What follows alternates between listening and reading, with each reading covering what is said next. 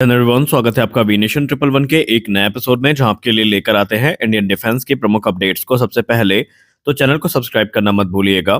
आज के अपने अपडेट की हम शुरुआत करने वाले हैं भारतीय वायुसेना के राफेल फाइटर्स को लेकर आई एक बड़ी अपडेट से। हम सब एक बात तो भली भांति जानते हैं कि राफेल फाइटर्स में आज नहीं तो कल हमें जो अस्त्र मार्क 1 मिसाइल है, ये देखने को मिलने वाली थी। लेकिन इसी क्रम में एक बड़ी रिपोर्ट सामने निकल के आ रही है, जहां पर इंडियन एयरफोर्स ने ऑलमोस्ट ये कंफर्म कर दिया है कि डसाल्ट एविएशन और इंडियन एयरफोर्स साथ में मिलकर के अस्त्र Mark 1 beyond visual range missile के इंटीग्रेशन पर काम कर रही हैं। और ये इंटीग्रेशन हमें राफेल फाइटर्स में देखने को मिलेगा। आप सबको पता है कि भारतीय वायुसेना के द्वारा जो 36 राफेल फाइटर जेट्स हैं, ये खरीदे गए हैं और इनमें अब जो इंटीग्रेशन प्रोसेस है वो बहुत जल्दी शुरू किया जाएगा।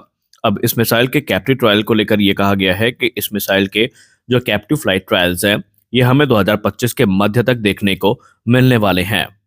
अस्त्र मार्क 1 को Defence Research and Development Organisation के द्वारा बनाया गया है और राफेल फाइटर में इनको इंटीग्रेट करने के पीछे का पर्पस ये है कि जो फ्रेंच मीका मिसाइल्स हैं, जो कि इस समय राफेल फाइटर्स में यूज की जाती है, उनको इस मिसाइल से रिप्लेस किया जाएगा। क्योंकि राफेल फाइटर्स में ऑलरेडी जो मीटियोर मिसाइल है वो उपलब्ध है, जो कि अपने लॉन्ग रेंज स्ट्राइक कैपेबिलिटी के लिए जानी जाती है, लेकिन उसमें एक हायर यूनिट कॉस्ट टैग हमें देखने को मिलता है।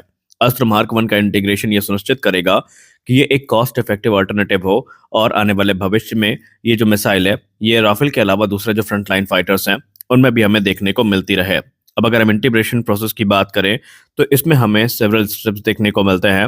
जैसे कि पहला होता है कैप्टिव फ्लाइट ट्रायल। इन ट्रायल्स में ये देखा जाता है कि राफेल यहाँ पर बिना इनको लॉन्च किए कैसे रिएक्ट करता है। यानी कहने का मतलब ये है, मिसाइल की कंपैटिबिलिटी को टेस्ट किया जाता है एयरक्राफ्ट के हार्ड पॉइंट, एरोडायनेमिक और इनिशियल सिस्टम इंटरेक्शन से। दूसरा होता है सॉफ्टवेयर डेवलपमेंट फेज। इसमें जो सॉफ्टवेयर पैच है वो डेवलप किया जाता है, जो कि सीमलेस कम्युनिकेशन को सुनिश्चित करता है राफेल और अस्त्र मार्क 1 के बीच में। और तीसरा जो होता है लाइव फायरिंग ट्रायल। इसमें जब सारी चीजें कंप्लीट हो जाती हैं तो मिसाइल के लाइव फायरिंग टेस्ट जो हैं वो आयोजित किए जाते हैं।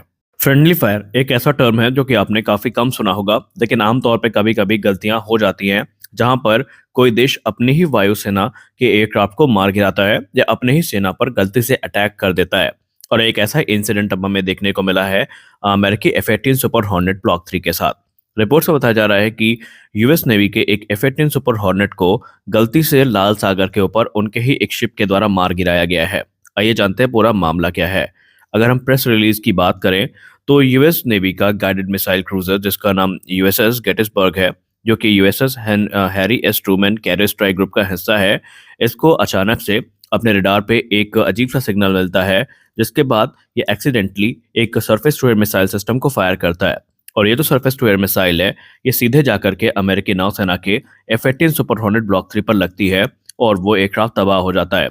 गनीमत ये रहती है कि समय रहते ही जो 2 पायलट हैं इसमें, वो इजेक्ट कर जाते हैं और उन्हें जो माइनर इंजरीज हैं वो हुई हैं। मामले की जांच पड़ताल के आदेश दे दिए गए हैं, लेकिन काफ़ी रेयर होता है जब हमें जो फ्रेंडली फायर की घटनाएं हैं वो देखने को मिलें।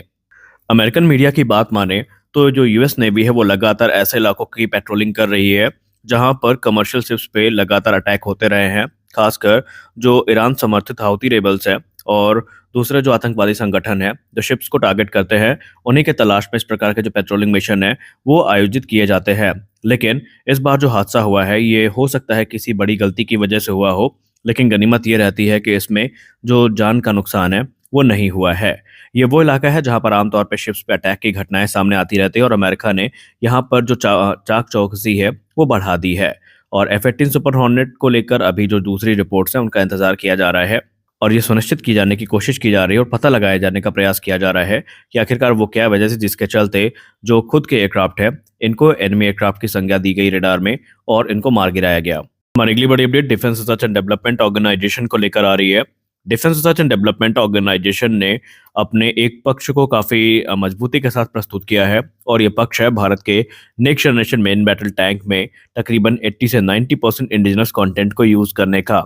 डीआरडीओ की तरफ से ये कहा गया है कि अगर हम next generation main battle tank की स्पेसिफिकेशंस पर नजर डालें, इसकी कैपेबिलिटी पर नजर डालें, तो आप देखेंगे कि ये एक ट्रू नेक्स्ट जनरेशन टैंक होने वाला है। लेकिन इसके लिए हम नहीं चाहते कि इसमें किसी प्रकार के जो बहुत ज्यादा इंपोर्टेड कंपोनेंट्स हैं उनका यूज किया जाए।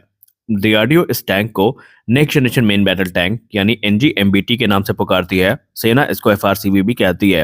उन्होंने कहा कि अगर आप सही मायने में ये चाहते हैं कि आने वाले भविष्य में हमें स्पेयर पार्ट्स की दिक्कत ना हो, हमें अपनी निर्भरता को दूसरे देशों पर कम करना है, तो फिर हमें ये कदम आज ही उठाना पड़ेगा। डीआरडीओ ने यह भी कहा कि डोमेस्टिक मैन्युफैक्चरिंग एकमात्र रास्ता है आत्मनिर्भरता को प्राप्त करने का, और डीआरडीओ इस चीज़ के लिए रिकमेंड करती है कि next generation main battle tank में जो अधिक से अधिक इंडिजिनस कंपोनेंट्स हैं वो इस्तेमाल किए जाएं, और यह टैंक आने वाले भविष्य में भारतीय सेना के पुराने हो रहे T-72 मेन बैटल टैंक्स को रिप्लेस करेगा, जो कि एक बड़ी संख्या में आर्मी के द्वारा ऑपरेट किए जाते हैं।